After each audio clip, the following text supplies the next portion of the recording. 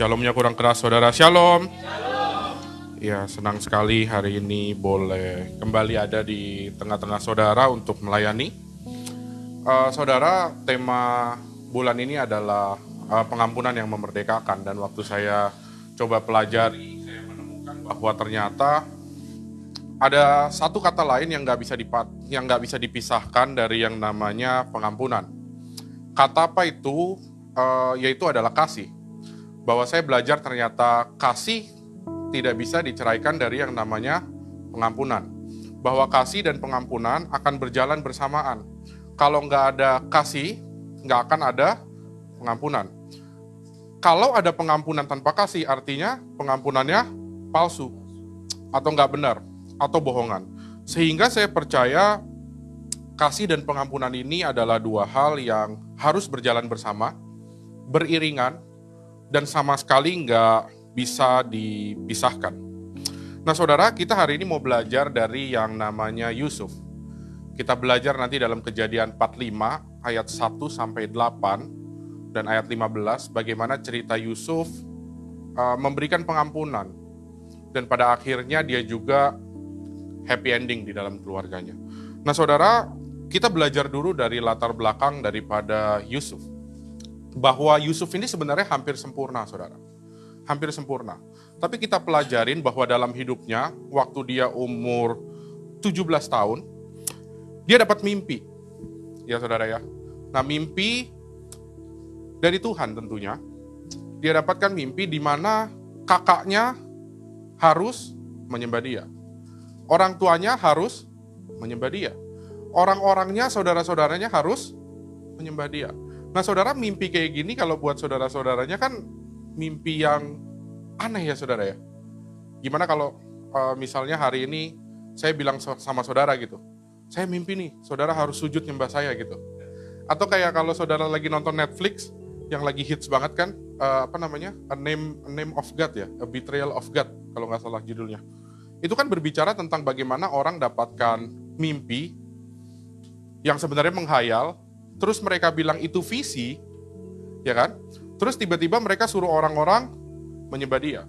Dan pada akhirnya ada orang-orang yang menyembah mereka. Tapi kan kalau kita yang normal, yang tahu kebenaran, kita dengar kayak gitu kan, ya ini salah gitu. Ini pasti nggak benar. Nah saudara, mimpinya Yusuf itu pasti buat saudara-saudaranya adalah mimpi yang nggak benar. Karena di dalam keluarga, kalau saya diajarkan juga bahwa yang lebih tua harus lebih dihormati ya saudara ya. Tapi Yusuf waktu itu dapatkan mimpi bahwa saudara-saudaranya harus menyembah dia. Membuat akhirnya ada sebuah latar belakang dalam hidup Yusuf bahwa dia dibenci kan sama kakak-kakaknya, sama keluarganya. Nah selain daripada itu, ternyata ada hal lain juga yang membuat saudara-saudaranya benci sama dia. Apa? Bahwa bapaknya siapa saudara? Bapaknya siapa? Yakub.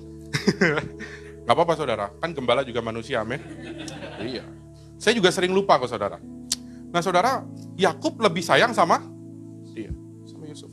Nah pelajaran penting yang bisa diambil di sini, saya belum orang tua saudara, saya belum orang tua. Tapi saya bisa lihat dari perspektif anak. Bahwa dulu, waktu saya kecil, saya tuh merasa adik saya lebih disayang dari saya. Ini makanya orang tua harus hati-hati, kita belajar dari Yusuf nih. Bahwa kakak-kakaknya membenci Yusuf karena apa? Karena dia lihat, kakak-kakaknya lihat bahwa Yusuf lebih disayang daripada kakak-kakaknya. Jadi orang tua harus hati-hati di sini saudara. Dan saya pun pernah merasakan itu. Bahkan dulu saudara, saya tuh merasa ada dulu satu orang dari Kalimantan yang dibawa sama orang tua saya untuk bantu-bantu di rumah. Saya merasa dia lebih disayang daripada saya. Sederhana, karena waktu itu anak itu disekolahkan dan dikasih uang jajan. Sedangkan saya waktu itu nggak pernah dikasih uang jajan. Walaupun saya dibawakan bekal gitu. Nah hal-hal seperti ini kalau dari perspektif anak saya lihat seperti itu. Nah kalau dari perspektif orang tua ya nanti Pak Gembala yang jelaskan. Tapi hal ini sering terjadi buat anak. Bahwa anak itu melihat ada salah satu yang lebih disayang daripada yang lain. Kalau anaknya ganteng disuruh jadi dokter saudara. Kalau anaknya jelek disuruh jadi pendeta. Kalau anaknya pinter Kalau anaknya pinter, saudara disuruh jadi pilot, jadi pengacara. Kalau nggak pinter, pendeta lagi, saudara. Tapi sebenarnya ya saudara, ini karena saya kan lagi di rumah kan. Kalau boleh jujur ya, berapa banyak pendeta yang khotbah yang kita dengar bahwa hidupnya tuh memang dulu ternyata kurang pinter ya saudara. Kecuali gembala saudara kan. Tapi kan kita sering dengar ya, iya saya dulu paling bodoh, saya narkoba gini. Terus mereka akhirnya jadi pendeta. Tapi beda gembala saudara, udah sukses baru jadi pendeta. Jadi ini ceritanya beda buat gembala di sini. Makanya saudara harus bersyukur. Nah, itu yang terjadi sama Yusuf. Dia dibenci sama saudara-saudaranya. Dan saya cuma bisa lihat dari perspektif anak, karena saya belum orang tua. Nah, apalagi yang terjadi sama Yusuf, yang melatar belakangi keadaan dia adalah bahwa dia dibuang ke sumur. Nggak hanya dibenci saudara, tapi bencinya nih sampai melakukan sebuah aksi.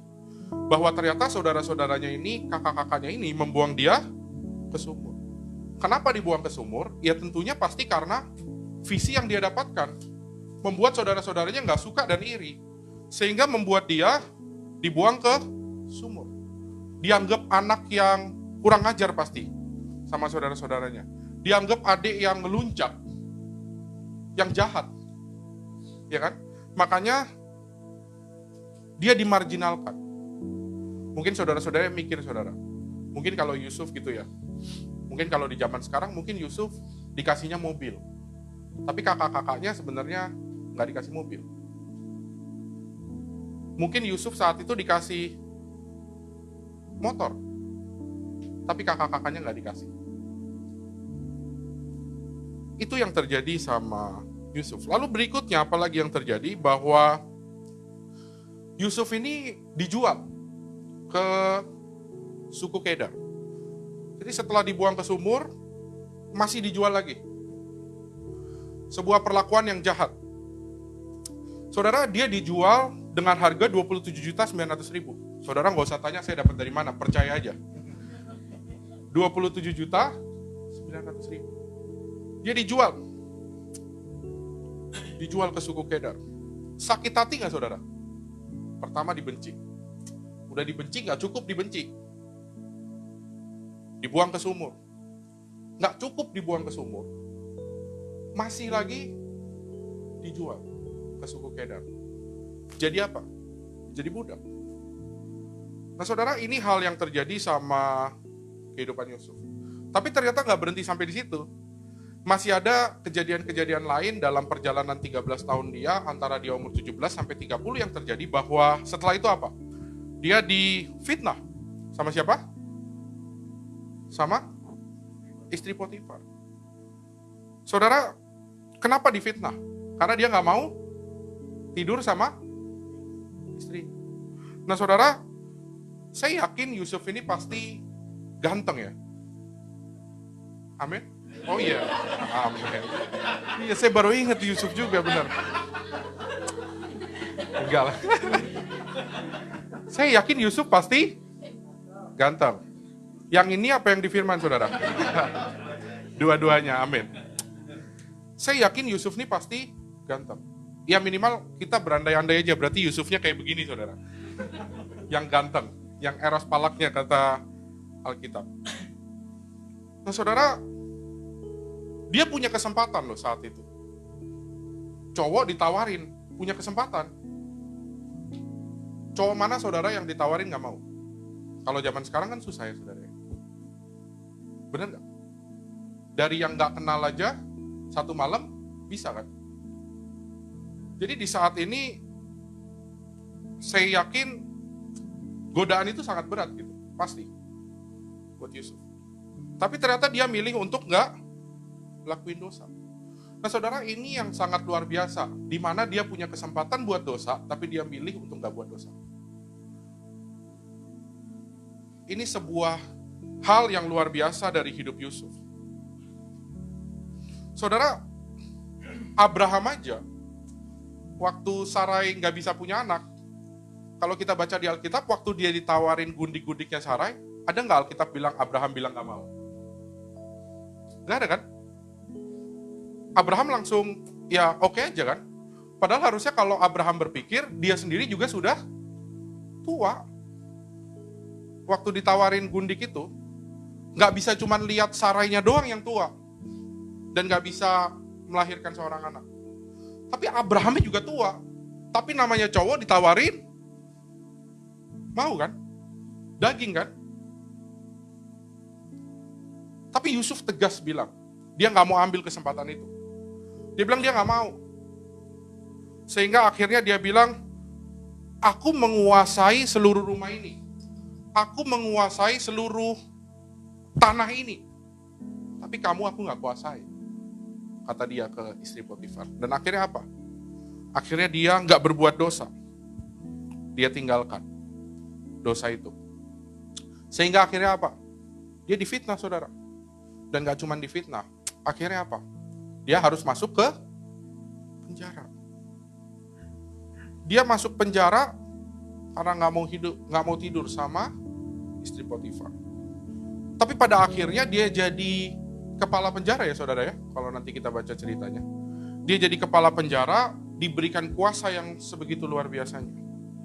Sehingga saudara, ketika kita baca ini atau kita sadari ini, perjalanan hidup Yusuf itu sebenarnya boleh atau bisa membuat Yusuf itu yang namanya kecewa, yang namanya sakit hati, yang namanya membenci, yang namanya gak bisa terima dengan keadaan, karena hal-hal yang harus dia lewati.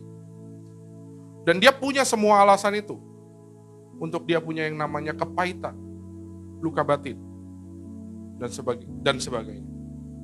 Ingat saudara, ada 13 tahun, dia dibenci, dia dijual, dia dibuang ke sumur, dia difitnah, dan dia harus masuk ke penjara. Dalam 13 tahun itu, dia harus jalani semua hidupnya dalam yang namanya penderitaan. Tapi sekarang Yusuf ada di Mesir. Buat apa dia ada di Mesir? Dia sedang mengatur yang namanya persediaan makanan, karena terjadi kekeringan di mana-mana. Sehingga Mesir saat itu jadi negara yang terkenal. Kenapa? Karena mereka punya semua yang dibutuhkan, semua pangan, semua minuman, semua yang dibutuhkan rakyat mereka punya. Nah, kita baca ayat yang pertama, Kejadian 45 ayat yang pertama. Ketika itu, udah deh ya. Oke. Ketika itu Yusuf tidak dapat menahan hatinya lagi di depan semua orang yang berdiri di dekatnya. Lalu berserulah ia, nah ini yang penting, suruhlah keluar semua orang dari sini. Maka tidak ada seorang pun yang tinggal di situ bersama-sama Yusuf. Ketika ia memperkenalkan dirinya kepada saudara-saudaranya. Kita bayangin ya saudara, ini istana. Ramai istananya pasti kan? Karena orang rebutan kan, mau dapat subsidi makanan. Dan pengawal-pengawal itu pasti ada di tempat itu juga. Tapi Yusuf nih keren. Dia keren banget. Dia suruh keluar semua pengawal-pengawalnya. Saudara, tapi yang lebih utama lagi yang saya pikirkan adalah, kok bisa ya saudara-saudara ini gak kenal Yusuf? Tapi Yusuf masih mengenali saudara-saudaranya.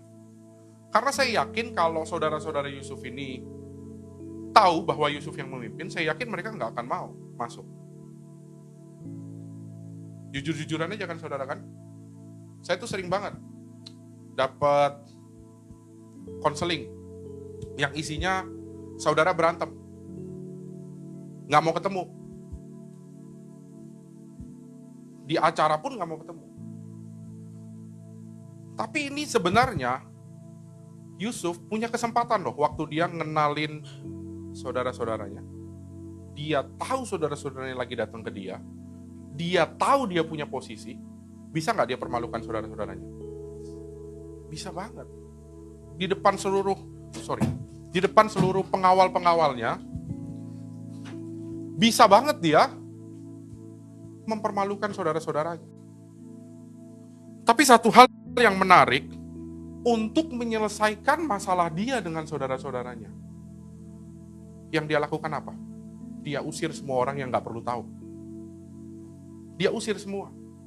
Dia gak perlu pihak lain untuk dengar masalah dia sama saudara-saudaranya atau keluarganya.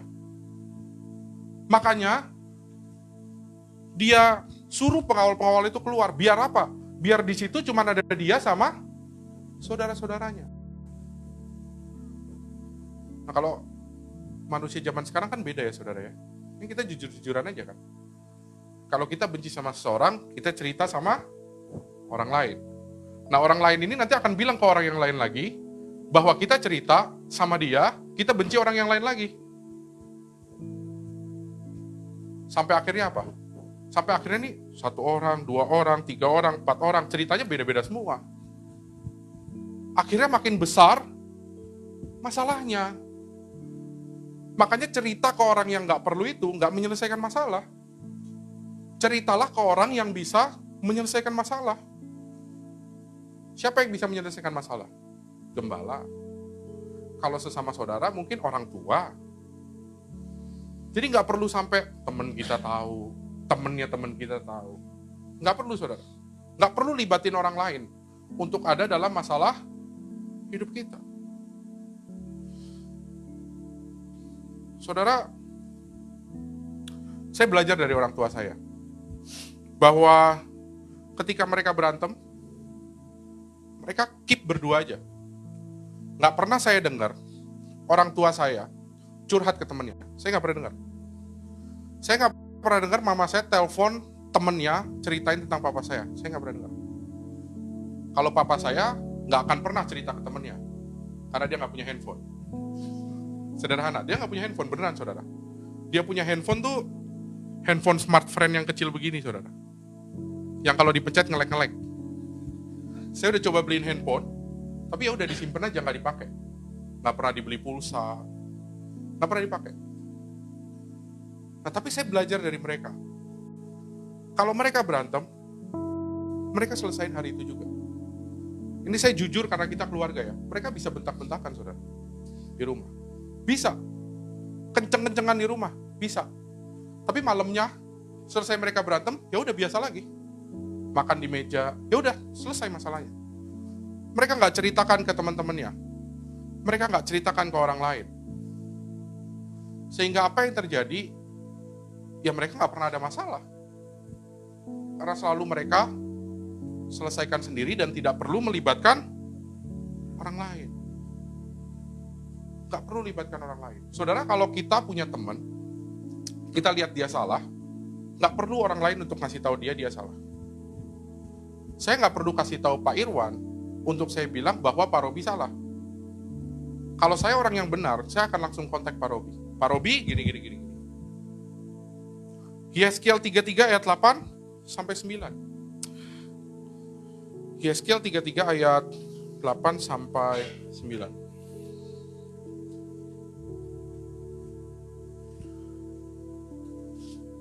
Kalau aku berfirman kepada orang jahat, hai orang jahat, engkau pasti mati.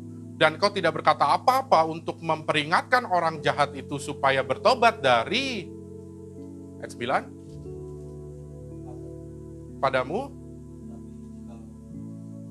Nggak muncul. Oke. Sebentar saudara. Tetapi jikalau engkau memperingatkan orang jahat itu supaya ia bertobat dari hidupnya, tetapi ia tidak mau bertobat, ia akan mati dalam kesalahannya. Tetapi engkau telah menyelamatkan nyawamu. Saudara, kalau kita tahu ada yang salah, ya udah tegur aja. Tapi harus pribadi. Karena waktu kita udah kasih tahu, dia nggak mau tobat, salahnya bukan di kita lagi. Kita sudah menyelamatkan nyawa kita. Ayat yang kedua dari Kejadian 45.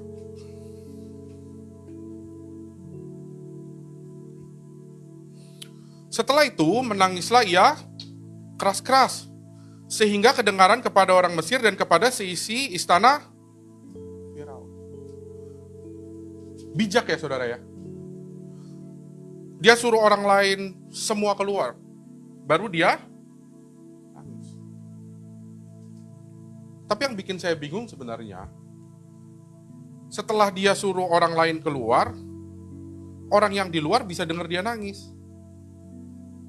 Kan aneh ya saudara ya? Aneh ya? Kenapa Dia suruh aja orang-orang lain itu ada di dalam situ kalau harus denger dia nangis kan. Tapi yang tadi saya bilang, dia nggak mau libatin orang lain.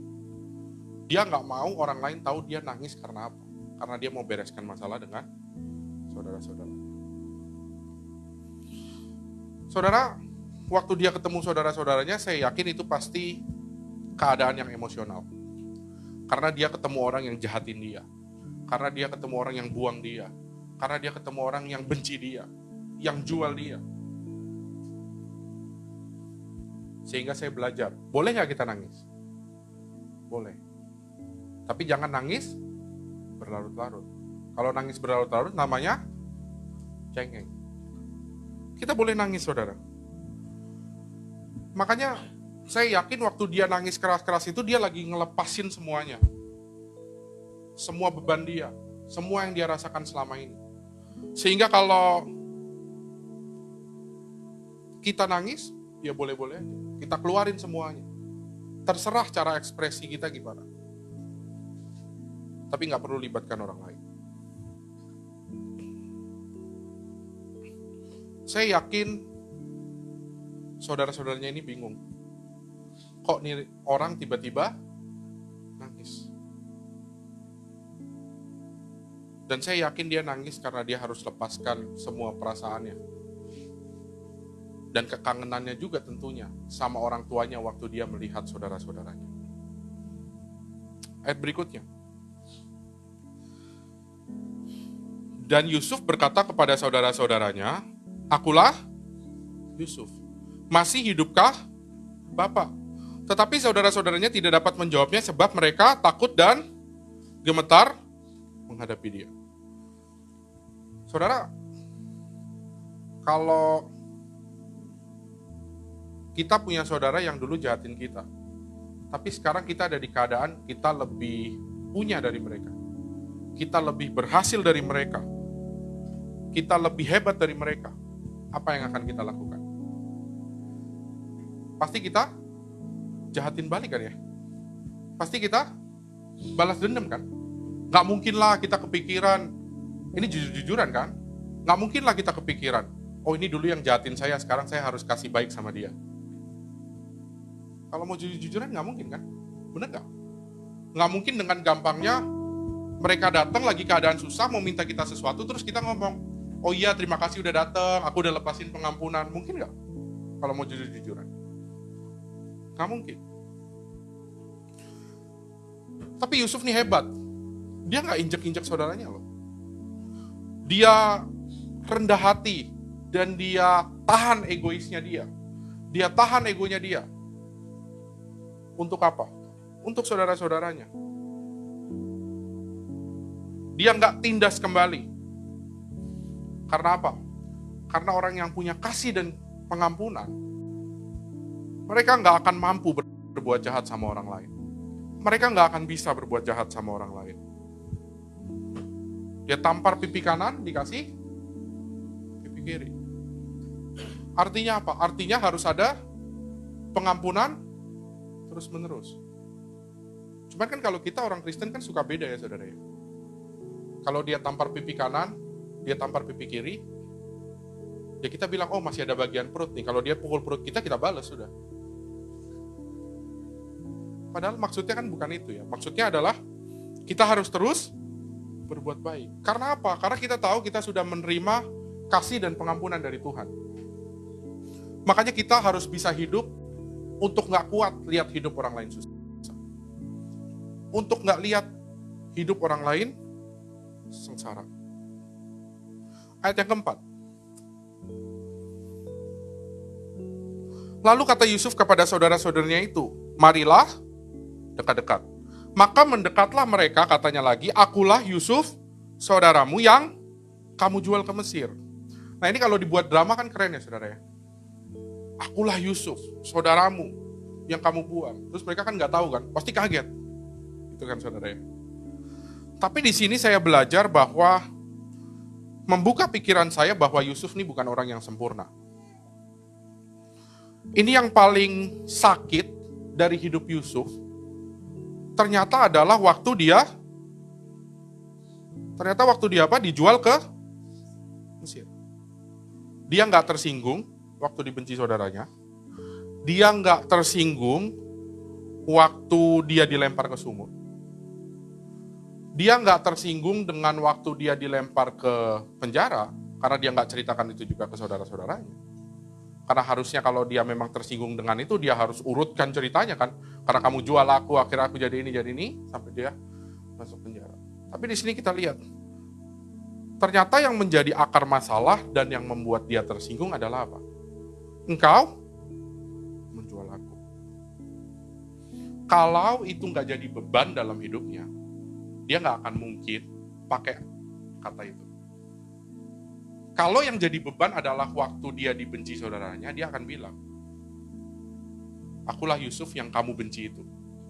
Kalau yang jadi masalah buat dia adalah waktu dia dibuang ke sumur, dia akan bilang, akulah Yusuf yang kamu buang ke sumur itu.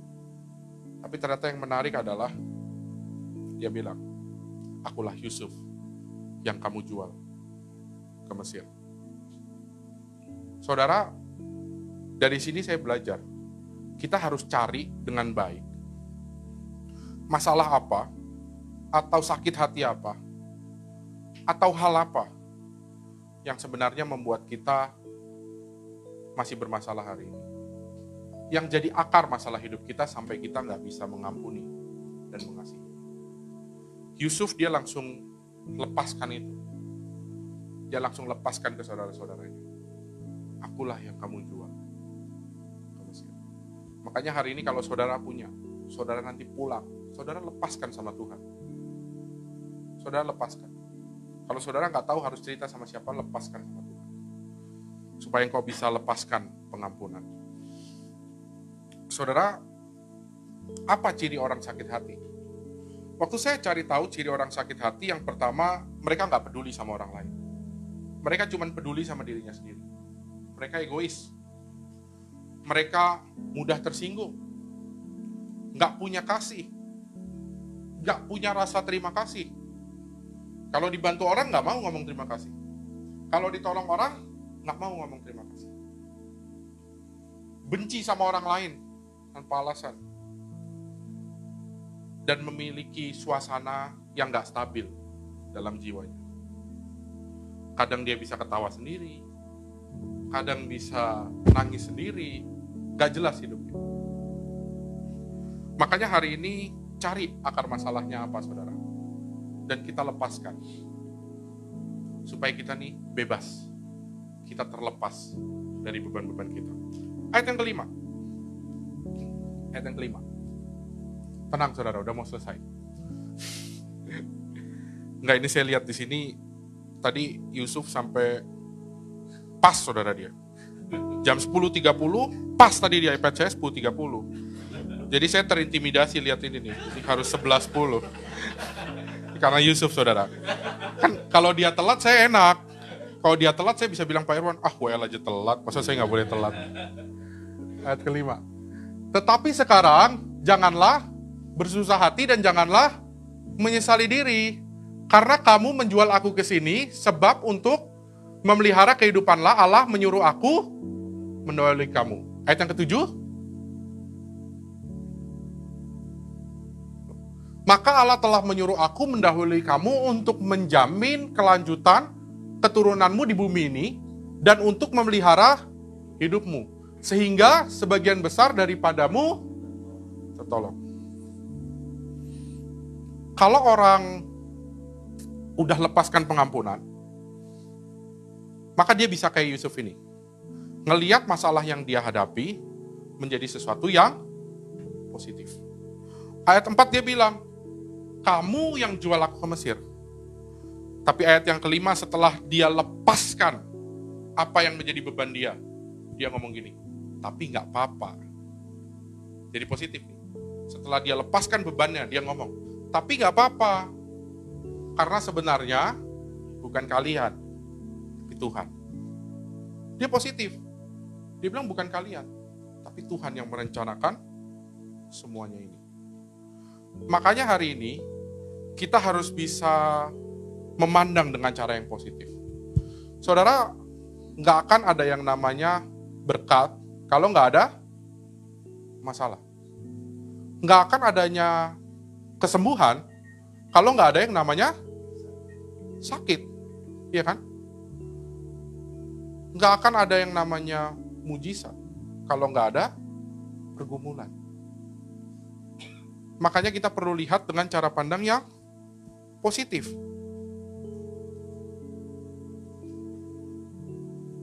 Tapi kan hari-hari ini kalau kita melihat masalah, seringkali kita nyalahin orang lain ya saudara ya. Kita buat seakan-akan tuh kita nggak salah dan kita yang paling benar. Makanya hari ini doa kita tuh harus diubah. Nggak cuman supaya orang yang kita nggak suka atau yang perlu kita lepaskan pengampunan berubah. Tapi kita juga perlu dirubah. Supaya kita mampu untuk mengasihi dan mengampuni. Jadi dua sisi. Karena kalau saudara doa gitu, terus yang sebelah doa gitu juga, Tuhan bingung dong, doanya sama. Mana yang salah? Makanya harus berani dan harus bisa untuk berdoa. Bukan cuma orang yang kita benci atau yang kita lepaskan pengampunan yang harus berubah. Tapi doa juga sama Tuhan supaya kita juga berubah. Saudara,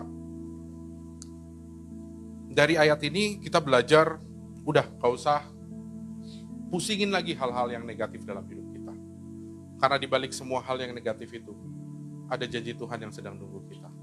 Ada berkat Tuhan yang sedang nunggu kita. Mungkin kita nggak tahu sekarang. Kita nggak tahu sekarang. Tapi nanti kita pasti tahu. Nah saudara, saya kasih cerita dikit ya saudara ya. Saya itu dulu kerja di pabrik. Di Cikupa. Pabrik yang besar. Lumayan besar. 13.000 orang jumlah orangnya. Nah saya itu waktu itu bekerja di salah satu gedung pabrik. Jadi mereka ada gedung-gedungnya, tiap gedung tuh ada produksinya sendiri-sendiri. Saya kerja di salah satu gedung, dan saat itu sebenarnya masalahnya sepele. Mereka tuh mau, apa saudara namanya? Demo. Mereka mau demo. Jadi mereka mau pergi ke Jakarta, mau demo. Sederhana sekali saudara. Ketua perhimpunan, serikat buruh, ketua serikat buruhnya tuh datang ke tempat saya. Terus dia tiba-tiba datang kasih list nama ke saya. Nih ya Pak, saya minta mereka dikeluarin sekarang. Dikeluarin itu dalam arti pergi dari pekerjaannya untuk ikut demo. Nah terus saya cuma ngomong gini doang saudara. Saya cuma ngomong gini. Saya nggak akan kasih kalian keluar kalau kerjaannya nggak selesai. Saya cuma bilang gitu. Saudara tahu, cuma ngomong gitu aja jadi masalah saudara. Saya sampai dilaporin ke HRD. Terus saya didakwa sama bos-bos yang lain. Terus sama perkumpulan serikat buruh, saya didakwa lagi. Saudara saya capek waktu itu. Saya tanya sama Tuhan, emang salah ya ngomong gitu doang? Cuman suruh mereka nyelesain kerjaan mereka kan? Nggak ada yang salah dengan itu kan? Saya bilang, Tuhan salah apa sih? Saya udah cukup baik kayaknya sama orang-orang yang di serikat, orang-orang yang ada di sana. Saya makan sama mereka. Saya ikut main sama mereka. Kalau mereka ngajak pergi jalan, kalau saya bisa saya ikut. Walaupun ada banyak orang. Tapi waktu itu saya ada di masalah yang begitu berat, saudara. Stres saya. Karena tiap hari dihadapkan dengan orang-orang yang menyerang saya. Dan mereka waktu itu pakai pengacara mau nuntut saya karena saya nggak kasih izin. Yang jadi tambah masalah lagi, HRD saya nggak berani dukung saya. HRD saya bilang, Pak ini kan masalahnya Bapak sama mereka, urus aja sendiri. Jadi makin berat lagi. Saudara. Akhirnya saya memilih resign. Saya milih keluar. Saya pilih keluar, nggak kuat. Tapi waktu saya keluar saudara, cuman butuh waktu 1 minggu, saya terima telepon. Pak, mau interview gak? Di salah satu bank di Jakarta. Saudara, saya yang dari tempat yang susah, di pabrik tiap hari harus keringetan. Tiba-tiba saya resign, dan saya nggak tahu harus kerja apa, karena saya kerja di pabrik itu cukup lama. Tiba-tiba saya terima telepon. Pak, bisa masuk ke bank. Waktu saya interview, langsung keterima, minggu depannya langsung masuk. Dan ternyata karir saya di perbankan cukup baik dibandingkan kalau waktu itu saya harus ada di pabrik. Tapi kalau waktu itu, saudara, saya nggak tahu kenapa saya harus hadapi masalah yang sebenarnya dimulai dari hal yang sepele. Tapi ternyata waktu saya jalanin, saya baru tahu nih, kalau dulu tuh saya nggak berantem sama orang-orang serikat itu, mungkin hari ini saya nggak ada di Harapan Indah, karena saya masih tinggal di sana, enak. Tapi ternyata Tuhan bawa saya untuk sesuatu yang lebih baik dan lebih besar. Saya nggak bisa lihat dulu, tapi saya bisa lihat sekarang. Artinya apa? Artinya yang kita harus pegang adalah janji Tuhan. Bahwa Dia terus menyertai kita. Dia terus menolong kita. Dia nggak akan biarkan kita tergeletak. Sehingga apapun masalah yang kita hadapi hari ini, siap. Waktu masalahnya selesai, artinya ada pertolongan Tuhan. Artinya waktu ada masalah, ada mujizat yang Tuhan sedang siapkan. Artinya waktu saudara ada penyakit, ada kesembuhan yang saudara akan terima. Makanya lihatnya dari sisi yang positif. Ayat yang ke-8. Jadi bukanlah kamu yang menyuruh aku ke sini, tetapi Allah, Dialah yang telah menempatkan aku sebagai bapa bagi Firaun dan tuan atas seluruh istananya dan sebagai kuasa atas seluruh tanah Mesir. Hebat ya saudara ya. Dia jadi bapa bagi Firaun dan Tuhan atas seluruh istana. Artinya apa? Artinya dia progresif, naik terus. Secara rohani tentunya. Dia lebih tinggi bahkan dari Firaun. Dia diberikan otoritas. Bahkan dia jadikan pemimpin atas seluruh Mesir. Terakhir, ayat yang ke-15. Ini happy endingnya saudara. Yusuf lepaskan pengampunan, ini happy endingnya. Yusuf mencium sama saudaranya itu dengan mesra dan ia menangis sambil memeluk mereka. Sesudah itu barulah saudara-saudaranya bercakap-cakap dengan dia. Tadinya saudaranya nggak berani ngomong. Sekarang berani. Karena apa? Karena Yusuf mengampuni. Yusuf menundukkan diri. Dia ngomong, udah tenang aja, aku udah ngampunin kamu.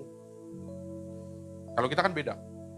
Habis kita lepaskan pengampunan, udahlah nggak mau kenal lagi. Daripada nanti jadi masalah kan. Udahlah nggak usah ngomong lagi. Gitu kan ya? Setuju nggak saudara? Tapi ini beda nih. Dia lepaskan pengampunan, dia bilang, udah tenang aja. Padahal saudaranya yang salah, yang takut kan, dia bilang, tenang aja. Terus dia peluk semua. Menjadi happy ending karena apa? Karena Yusuf, walaupun dia menghadapi 13 tahun masalah-masalah dalam hidupnya.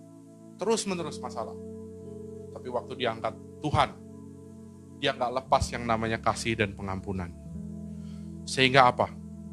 Sehingga keluarganya dimerdekakan. Karena apa? Karena kasih dan pengampunan yang Yusuf lepaskan atas keluarganya. Hari ini saya berdoa, walaupun kita benar, yuk kita belajar mengampuni. Karena nggak cuman orang itu yang akan diberikan kebebasan, tapi kemerdekaan juga diberikan bagi kita. Beban kita diangkat Tuhan, dan kita jadi orang yang bebas. Selamat hari Minggu, Tuhan Yesus memberkati.